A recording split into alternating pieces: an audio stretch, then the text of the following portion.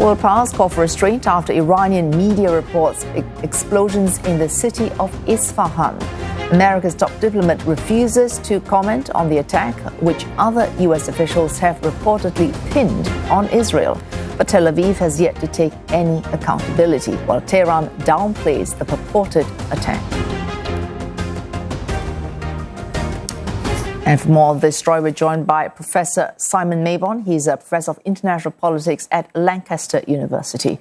Professor Mabon, we just mentioned there, now, Israel generally does not comment on attacks like these. It's early days in Washington, so no official comment either. But we have heard unofficially, or it's official in a way, the securities minister in Israel tweeting, and you could translate this as feeble, or our correspondent earlier said pathetic. Now, he has called for a crushing attack, and what he has got, in his word, is pathetic.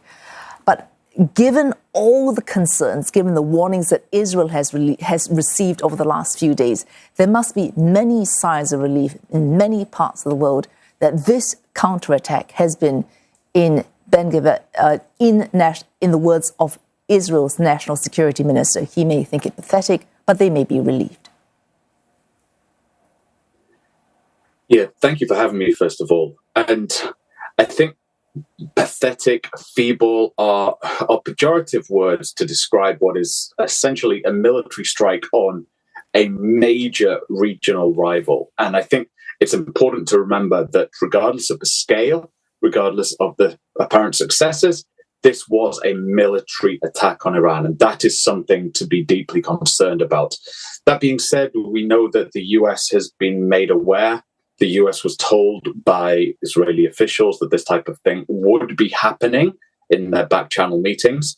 We also know that there has been talk of proportional types of responses to what happened earlier this week with regard to the Iranian strike on Israel, which was also criticized by some as being, to some extent, feeble, or a demonstration of the lack of ability of the Iranian military.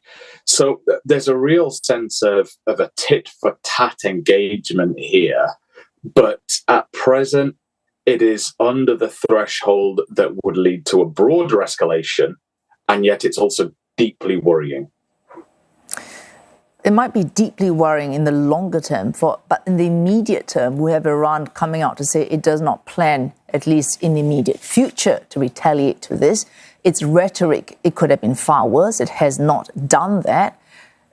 So do you see, at least in the short term, both sides, their honors have been satisfied, they have attacked and counterattacked, and both sides can tell their own people, we have done enough for now, we can lay off on any more attacks and counterattacks on each other?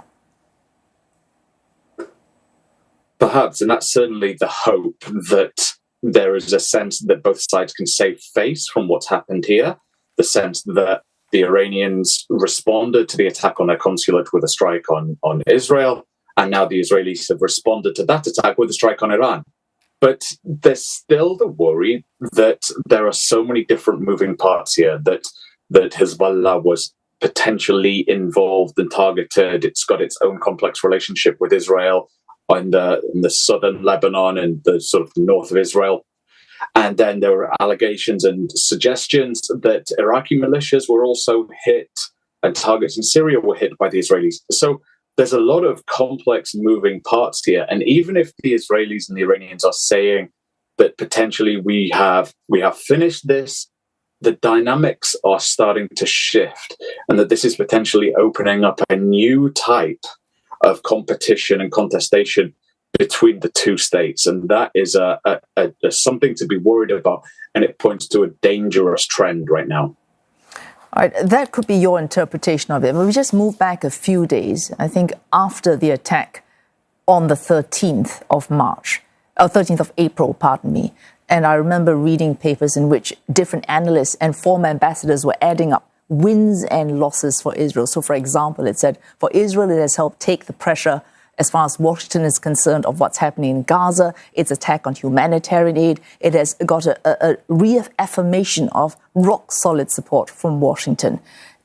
And it saw The UK, Yes. the US, France, Jordan, and possibly some Arab governments helping it thwart that attack. Hundreds of missiles and drones from Iran. That was a window in which Israel could have somehow expanded its support and perhaps used it to ease the situation in Gaza. Did you see Israel, have you seen Israel using this brief pause given by this attack by Iran to ameliorate what's happening? No, I have not. I think that's a very short answer, that there has not been an amelioration of what is happening in Gaza. There has been expressions of support from all of the various actors and states that you've mentioned, but that has not translated into an improvement in any way, shape, or form of the situation on the ground in Gaza. Aid continues to get in, but it trickles in. There is nowhere near enough aid getting in to help the people of Gaza. And there had been talk that there would be an Israeli strike on Rafah. This has not happened yet. And so perhaps that is one of the positives to take out of all of this. There hasn't been that strike, but we still continue to wait. We still don't know what the next move from Israel is going to be in Gaza, because for the past week or so, it's been focused on a potential threat from Iran.